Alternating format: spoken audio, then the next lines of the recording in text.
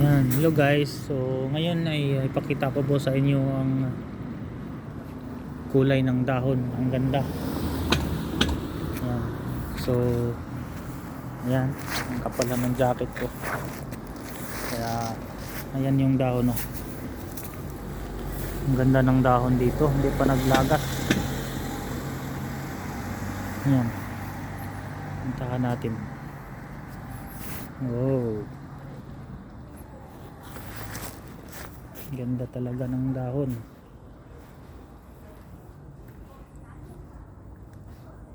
Pa-winter na dito sa South Korea guys, kaya yung ibang dahon naglagas na. Yan, ganda tingnan, no.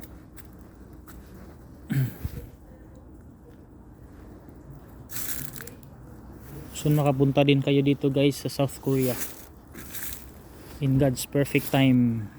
Hintayin niyo lang.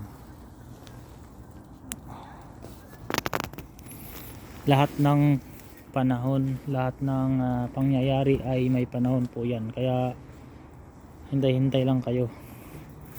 Time will come na makapunta din kayo dito. Just trust the process. Ayun, ang ganda talaga ng puno.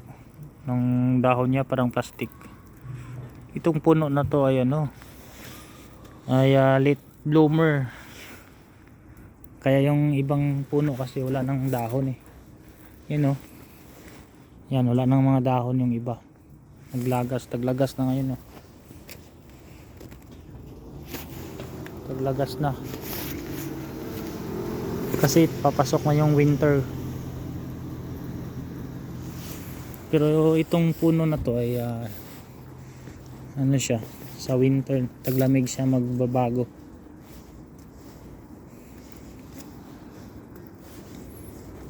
Ayan, oh, ganda tingnan, no. Ganda tingnan dito guys, parang plastic. Ganda talaga siya.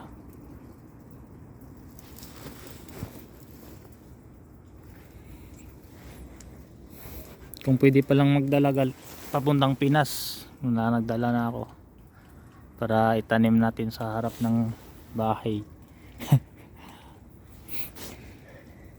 Maganda kasi hindi masakit sa mata. Tapos din, may yellow din ito eh, may kulay yellow. Tapos may pula, may pink. Ayan, oh, yellow. Yan, yellow siya. Tapos parang may din pula. Tapos yung pag na mag December, yan, maglagas na to lahat. Kaya soon pag interested kayo makapunta ng South Korea, hintayin nyo lang. Dumating din yan ang panahon para sa inyo. Okay guys, so thank you for watching. This is Johnny Magbanwa. God bless us all.